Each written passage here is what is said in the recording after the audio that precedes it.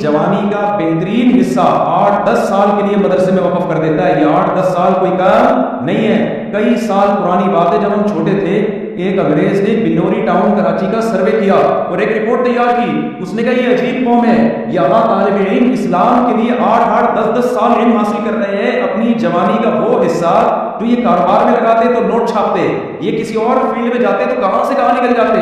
یہ 8-10 سال صرف اسلام سیکھنے میں لگا رہے ہیں تاکہ آگے لوگوں کو سکھا سکے. اس نے کہا یہ بڑی عجیب بات ہے، دنیا میں کسی مذہب کے لیے کوئی اتنی قربانی نہیں دیتا. عیسائیوں میں اتنی طاقت نہیں ہے کہ 8-10 سال جوانی کا بہترین حصہ عیسائیت سیکھنے میں اور اس کی تبلیغ میں لگا دیں.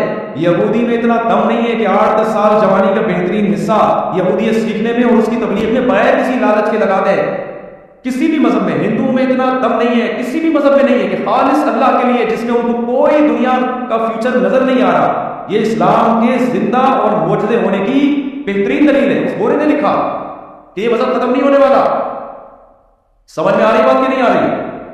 آپ اسلام کی جس چیز کو بھی دیکھو نا، آپ کو ایک زندہ مذہب نظر آئے گا اسلام.